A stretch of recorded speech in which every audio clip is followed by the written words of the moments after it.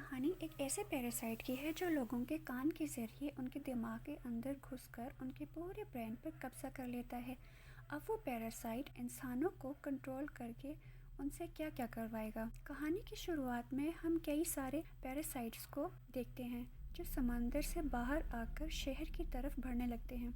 इसके बाद हम एक हस्बैंड और वाइफ को देखते हैं जो आराम से सो रहे होते हैं, लेकिन तभी एक पैरासाइट वहां आकर उस आदमी के कान के अंदर घुस जाता है। थोड़ी देर के लिए तो वो आदमी बहुत ज़्यादा तड़पता है, लेकिन कुछ देर के बाद वो पुरसुकून हो जाता है। अब हम एक लड़के शिंची को देखते हैं जो आराम से गाने सुन रहा होता है। तभी एक पैरासाइट आकर उसके कान में घुसने की कोशिश करता है, लेकिन शिंची ने एयरफोन्स लगाए हुए थे, इसलिए वो पैरासाइट उसके नाक के जरिए अंदर जाने की कोशिश करता है, लेकिन शिंची उसे दूर फेंक देता है। फिर एक बुक लेकर उसे मारने की कोशिश करता है, लेकिन तभी वो पैरासाइट उसके हाथ पर काट लेता है और उसके हाथ में घुस जाता है। तभी शिंची एक केबल के साथ अपने बाजू को बांध देता है और उसे आगे जाने से रोक लेता है। शिंची की आवाज़ें सुनकर उसकी मॉम आ जाती हैं। शिंची अपनी मॉम को बताता है कि उसके हाथ में कीड़ा घुस गया है। उसकी मॉम को लगता है कि शिंची मजाक कर रहा है। वो शिंची के पास आके उसके हाथ को देखती हैं, लेकिन उन्हें कोई कीड़ा दिखाई नहीं देता। उन्हें लगता है कि शायद शिंची की तबीयत खराब है। शिंची भी हैरान होता है आखिर कीड़ा कहाँ चला गया। शिंची की मॉम वही गाना सुनती है जो शिंची सुन रहा होता है, तो शिंची की मॉम कहती हैं, इस तरह के गाने सुनने की वजह से तुम्हें तरह तरह के वहम होने लगे हैं। और ये कहकर शिंची की मॉम वहाँ से चली जाती हैं। शिंची सोचता है कि आखिर वो कीड़ा कहाँ चला गया। अगली सुबह जब शिंची ब्रेकफास्ट कर रहा होता है तो उसे लगता है कि उसका हाथ कुछ अजीब सा है। इधर हम उस आदमी को देखते हैं जिसके कान में पैरासाइट चला गया था। वो आदमी अजीब सा बिहेव कर रहा था। वो आदमी अपनी वाइफ के पास जाता है। उसका मुंह एक अजीब से क्रीचर में बदल जाता है। इससे पहले कि उसकी वाइफ कुछ समझ पाती, वो अपनी वाइफ को खा जाता है। यानी पैरासाइट ने उस आदमी के ब्रेन पर पूरा कंट्रोल कर लिया था। फिर हम दोबारा शिंची को देखते हैं जो अपनी दोस्त सातोमी के साथ स्कूल जा रहा होता है, लेकिन आज उसका बिहेवियर कुछ बदला हुआ था। उसका इन्फेक्टेड हाथ पूरी तरह उसके कंट्रोल में नहीं था। सातोमी गुस्सा होकर चली जाती है। क्लास में पढ़ते हुए जब रेजर नीचे गिर जाती है, शिंची का हाथ खुद ही लंबा होकर उस रेजर को उठा लेता है। बास्केटबॉल खेलते हुए भी शिंची उसी हाथ से दूर से बॉल रिंग में डाल देता है। अब वो कंफ्यूज हो जाता है कि आखिर उसके हाथ के साथ ये सब क्या हो रहा है। वो घर आकर इंटरनेट पर रिसर्च करता है। तभी उसके हाथ में एक आंख बाहर आती है। वो आंख देखकर शिंची घबरा जाता है, लेकिन वो आंख वापस अंदर चली जाती है। जब वो हाथ को काट कर देखना चाह रहा था, तभी उसका हाथ एक बड़े से सांप में बदल जाता है और उसे डरा देता है। फिर वो हाथ एक छोटे क्यूट क्रीचर में बदल जाता है। वो क्रीचर कहता है कि मैं फेल हो गया। शिंची कहता है, मेरे हाथ को क्या हो गया। क्रीचर भी कहता है, मेरे हाथ को क्या हो गया। वो शिंची की बातों को रिपीट करता है। फिर वो क्रीचर शिंची से कहता है कि तुम्हारा हाथ मैंने खा लिया है, अब तुम मुझे बात करना सिखाओ। वहीं हम एक आदमी को देखते हैं जिसकी बॉडी भी पैरासाइट के कब्जे में थी। वो टीवी के जरिए इंसानों की जुबान सीखने की कोशिश कर रहा होता है और उसने भी अपनी वाइफ को खा लिया था। अगली सुबह जब शिंची सोकर उठता है तो वो देखता है कि वो क्रीचर उसका लैपटॉप यूज़ कर रहा था और उसकी बुक्स पढ़ रहा था। शिंची उसे कहता है कि मैं हॉस्पिटल जाकर तुम्हें अपने साथ से अलग करवा लूँगा। क्रीचर शिंची को कहता है कि इसके लिए तुम्हें अपना पूरा हाथ कटवाना होगा, जो कि शिंची कभी नहीं करवा पाएगा। वो पैरासाइट शिंची को बताता है कि वो उसकी पूरी बॉडी पर कब्जा करने की कोशिश कर रहा था, लेकिन शिंची ने उसे रोक लिया, इसलिए वो सिर्फ उसके हाथ पर ही कंट्रोल कर पाया। अब वो दोनों एक दूसरे से जुड़े हुए हैं। क्रीचर कहता है कि तुम मेरे होस्ट हो और मैं अपने होस्ट के बगैर कुछ नहीं कर सकता। फिर वो कहता है, तुम मुझे मिगी बुलाओ। मिगी शिंची के जरिए स्कूल में बहुत सारी किताबें पढ़ता है और भी ज़्यादा इंसानों के बारे में जानने की कोशिश करता है। वो स्टूडेंट को फाइट करते हुए देखता है और सिर्फ देखकर ही फाइटिंग सीख लेता है। अब पेंटिंग क्लास में शिंची पेंटिंग कर रहा होता है। इतने में सातोमी आती है और शिंची से कहती है, अगर तुमने दोबारा इस किस्म की हरकत की तो मैं तुम्हें मार डालूंगी। फिर वो उसकी पेंटिंग देखकर वहाँ से चली जाती है। रात में जब शिंची बाथ ले रहा होता है तो मिगी कहता है, मुझे तुम्हारी बॉडी को इन्वेस्टिगेट करना है, और वो उसकी पूरी बॉडी स्कैन कर लेता है। अब मिगी और शिंची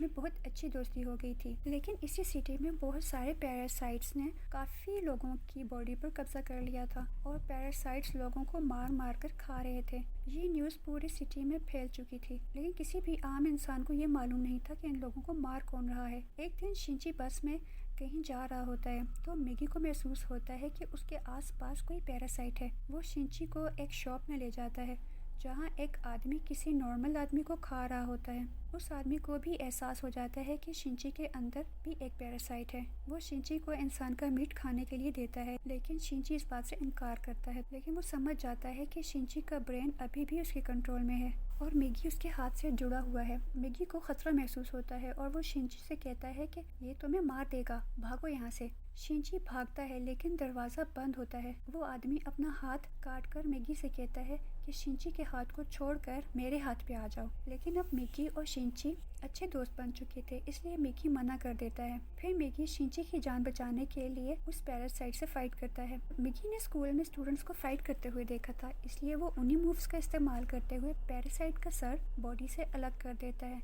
जिससे वो पैरासाइट वहीं मर जाता है। जब कोई आने वाला होता है तो शिंची पिछले दरवाजे से भाग जाता है। शिंची अपनी मॉम को भी इस बारे में बता नहीं पाता। अब शहर में लोग गायब होने लगे थे और उनकी सिर्फ बॉडी मिलती थी। शिंची के अलावा किसी को नहीं पता था कि पैरासाइट्स लोगों को मार रहे हैं। शिंची मिगी से कहता है कि अपने पैरासाइट दोस्तों को कहो कि इंसानों को मार कर ना खाएं। मिगी कहता है इंसान ही हमारी खुराक हैं। वो कहता है जैसे तुम लोग सब्जियां और जानवर खाते हो वैसे ही हम इंसानों को खाते हैं। मिगी शिंची से जुड़ा हुआ था, इसलिए जब तक शिंची जिंदा है मिगी भी जिंदा रहेगा। शिंची की बॉडी से ही मिगी को खाना मिलता रहेगा, इसलिए मिगी को इंसानों को मारने की ज़रूरत नहीं थी। लेकिन वो शिंची को धमकी देता है कि अगर तुमने मुझे नुकसान पहुंचाने की कोशिश की तो मैं तुम्हें मार दूंगा। शिंची कहता है तुम एक डीमन हो, और ये कहकर शिंची सो जाता है। दूसरी तरफ पुलिस ऑफिसर को वो बॉडी मिलती है जिसे मिगी और शिंची ने मारा था। वहाँ पे उन्हें पता चलता है कि मरने वाले आदमी ने पहले किसी इंसान का गोश्त खाया था। अब वो पुलिस ऑफिसर इस केस को सॉल्व करने लगते हैं। अगले दिन शिंची को दिखाते हैं जो कि उस वक्त अपने स्कूल में था। मिगी को महसूस होता है कि यहाँ भी कोई पैरासाइट है। तभी उस स्कूल के प्रिंसिपल उनसे नई टीचर तामिया रियोको को इंट्रोड्यूस करवाते हैं। मिगी और शिंची समझ जाते हैं कि तामिया भी पैरासाइट है। तामिया भी महसूस करती है कि शिंची एक पैरासाइट से जुड़ा हुआ है। स्कूल के बाद शिंची डरते हुए तामिया का पीछा करता है। तामिया उससे कहती है मुझसे डरो मत। तामिया पैरासाइट बाकी सब पैरासाइट से अलग होती है। ये पैरासाइट एक्सपेरिमेंट करना चाहती है, यहाँ तक कि उसने एक दूसरे पैरासाइट के साथ मिलकर अपनी बॉडी को प्रेग्नेंट भी कर लिया था ताकि वो ये देख सके कि इससे पैदा होने वाला बच्चा कैसा होगा। शिंची उससे पूछता है कि तुम यहाँ स्कूल में क्या करने आई हो। तामिया कहती है मैं बस इंसानों के बीच नॉर्मल लोगों की तरह जीना चाहती हूँ। फिर कहती है तुम्हारी गर्लफ्रेंड हमें देख रही है, इससे पहले कि वो कुछ गलत समझ ले हम बाद में बात करते हैं। तभी सातोमी जो कि ऊपर खड़ी सब कुछ देख रही होती है वहाँ से चली जाती है। तामिया शिंची से कहती है कि मुझे स्कूल के बाद मिलना। मिगी भी तामिया से मिलने के लिए तैयार हो जाता है। मिगी भी तामिया से मिलने के लिए तैयार हो जाता है। वो कहता है कि मैंने अभी तक किसी पैरासाइट को नहीं देखा जो इतने सुकून से अपने होस्ट की बॉडी में रह रहा हो। तामिया के बारे में और ज्यादा जानने के लिए शिंची और मिगी उससे मिलने जाते हैं। तामिया ने यहाँ पर 2 और पैरासाइट को भी बुलाया था, जिनमें से एक हाई स्कूल का स्टूडेंट शिमाडा होता है और दूसरा एक पुलिस ऑफिसर मिस्टर ए होता है। ये दोनों तामिया के साथ मिले हुए होते हैं। तामिया कहती है हम पैरासाइट्स को सरवाइव करने के लिए आपस में मिलकर रहना होगा, इसलिए हमने मिलकर पैरासाइट्स के लिए एक नेटवर्क बनाया है। हम एक दूसरे से जुड़कर एक दूसरे को इन्फॉर्मेशन देते हैं ताकि हम इंसानों के बीच छुप कर रह सकें और अपने लिए रोज़ इंसानों का शिकार कर सकें। बाद में वो मिगी और शिंची को अपने पैरासाइट नेटवर्क में शामिल होने के लिए कहती है, लेकिन शिंची मना कर देता है। कहता है कि मैं पूरी तरह से तुम्हारे जैसा नहीं हूँ, तुम सब मॉन्स्टर्स हो। तामिया कहती है हाँ हम मॉन्स्टर्स हैं। फिर तामिया बताती है कि उसने मिस्टर ए के साथ मिलकर एक एक्सपेरिमेंट किया जिसमें वो प्रेग्नेंट हो गई है।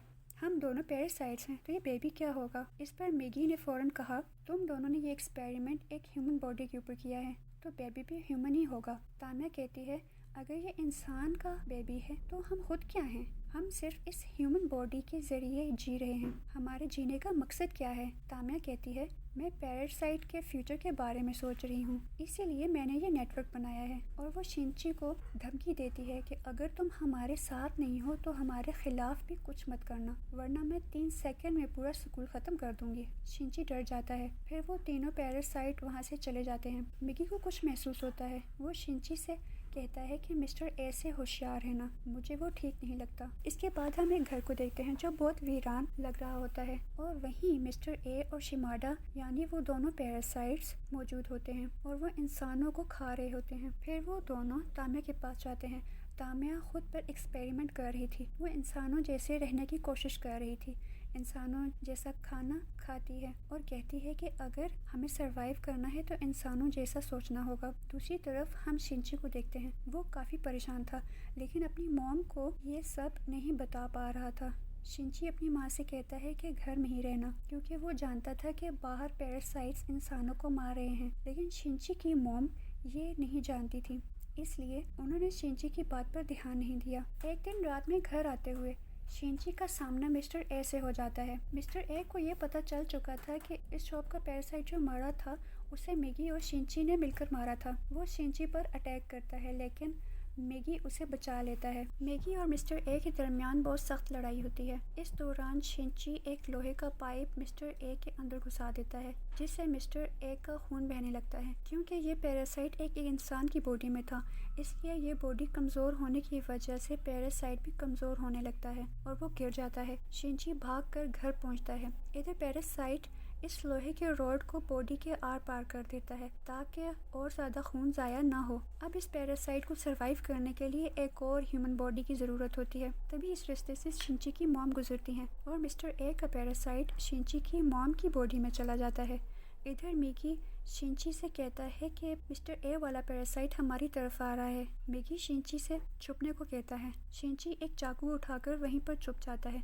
तभी शिंची की मॉम घर के अंदर आती है। मिगी महसूस करता है कि उसके अंदर मिस्टर ए वाला पैरासाइट है, लेकिन शिंची के लिए ये यकीन करना बहुत मुश्किल था। तभी वो पैरासाइट शिंची के हार्ट पर अटैक करता है। शिंची जख्मी होकर गिर जाता है। इसके बाद पैरासाइट घर से बाहर चला जाता है। शिंची अब मर रहा था तो मिगी उसके हाथ से अलग होकर शिंची के हार्ट के अंदर चला जाता है और उसके जख्म को भर देता है। कुछ दिन गुजर जाते हैं। अब मिगी वापस शिंची के हाथ पर चला जाता है और शिंची ठीक हो जाता है। शिंची अब बिल्कुल ठीक हो गया था। मिगी कहता है कि मैंने तुम्हारा हार्ट ठीक करने के लिए अपना कुछ हिस्सा वहीं पर छोड़ दिया है, जिससे तुम्हारा हार्ट वापस रिकवर हो गया है और तुम्हारी जान बच गई। लेकिन शिंची खुश नहीं होता, वो रोने लगता है।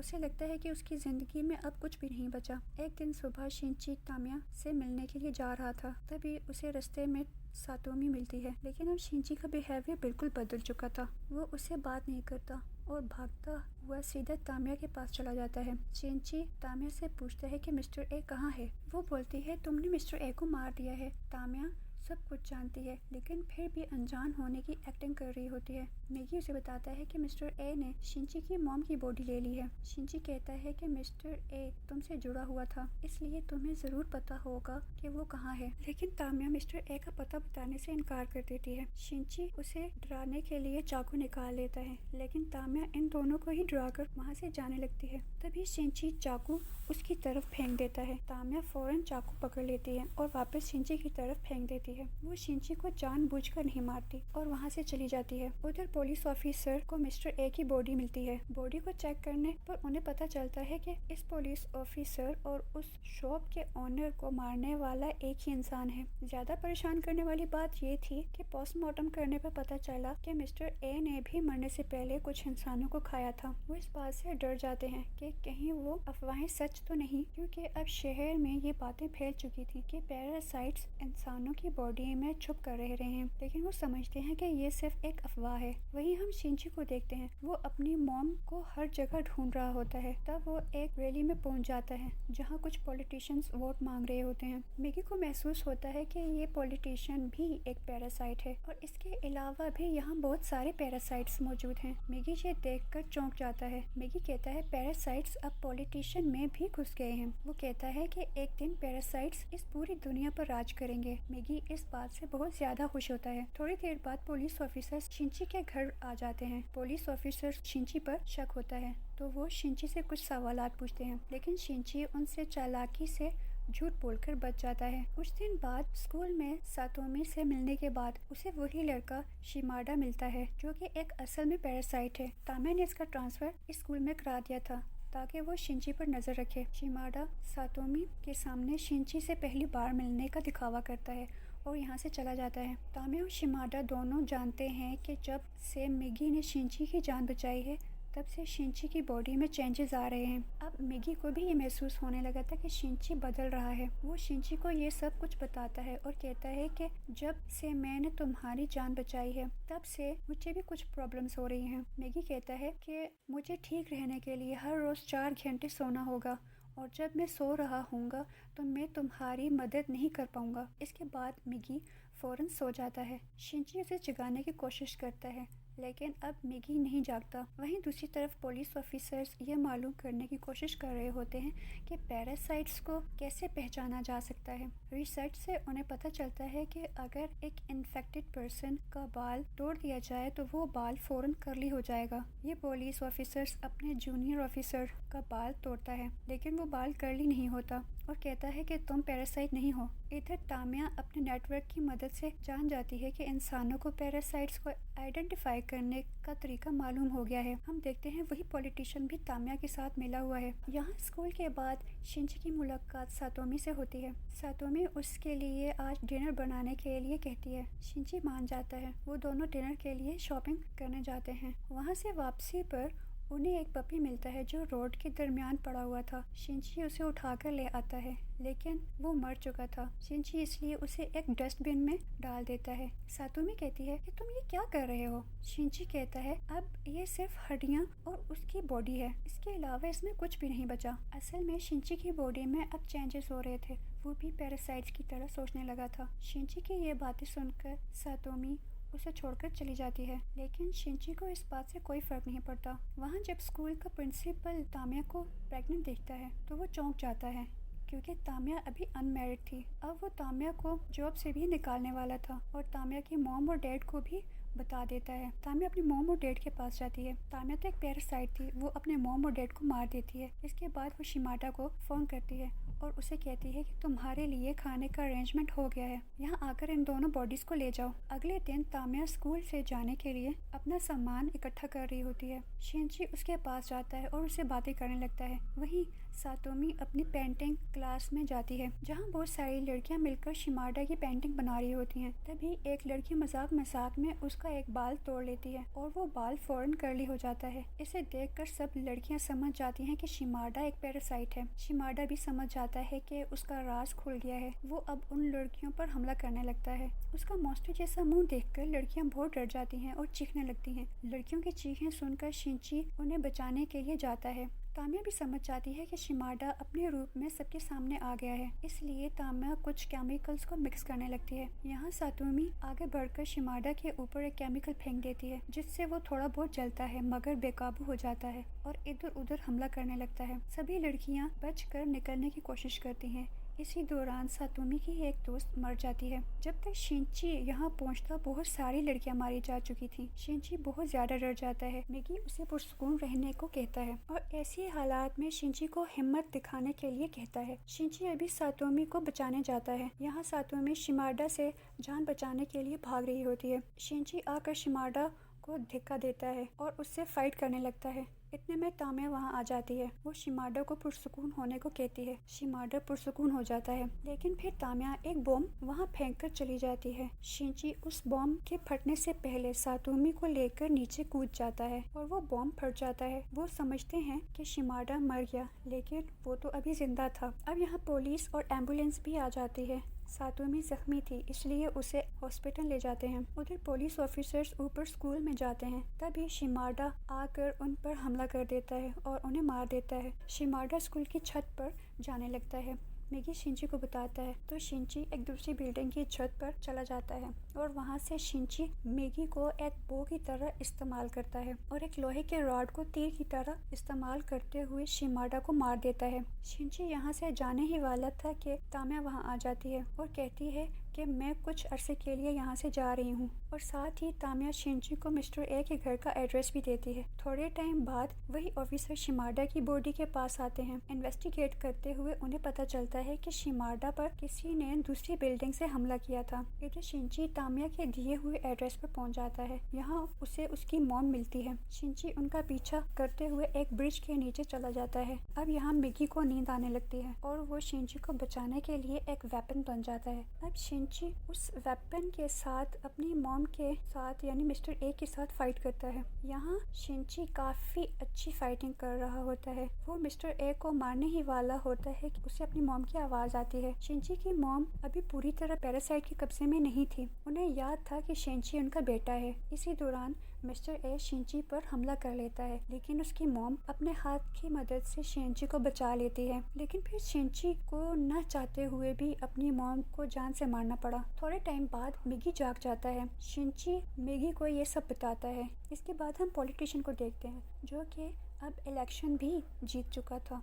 इधर हम पुलिस ऑफिसर्स को देखते हैं जिन्हें हेडक्वार्टर बुलाया जाता है, जहां एक और पुलिस ऑफिसर उनसे पैरासाइट्स के बारे में सारी इन्फॉर्मेशन लेता है, क्योंकि अब हर एक को मालूम हो गया था कि पैरासाइट्स इंसानों के बीच में छुप कर रह रहे हैं और इंसानों की हिफाजत के लिए वो लोग एक ऑपरेशन करने वाले थे जिसका नाम था ह्यूमन लाइफ प्रोटेक्शन। यहाँ हम उसी पॉलिटिशियन को देखते हैं जो तामिया के पास जाता है। वहाँ उनके साथ एक बहुत ही खतरनाक पैरासाइट होता है जिसका नाम गोटू था। वो तामिया से कहता है कि वो सारी मैनकाइंड को ख़त्म कर देगा, लेकिन अब तामिया को अपने आने वाले बच्चे के लिए फ़िक्र हो रही थी। इधर शिनची सातोमी से मिलने हॉस्पिटल जाता है और डिसाइड करता है कि वो सारे पैरासाइट्स को ढूंढ कर ख़त्म कर देगा। इसी दौरान किसी दूसरी बिल्डिंग से कोई शिनची को देख रहा होता है। वो शिनची और मिगी की एक साथ फ़ोटो भी ले लेता है और इसी एंडिंग के साथ ये कहानी यहीं पर ख़त्म हो जाती है। अगर आपको इसका सेकेंड पार्ट भी देखना है तो कॉमेंट में ज़रूर बताना। हमारे चैनल को सब्सक्राइब करना और वीडियो को लाइक करना। मिलते हैं अगली वीडियो में।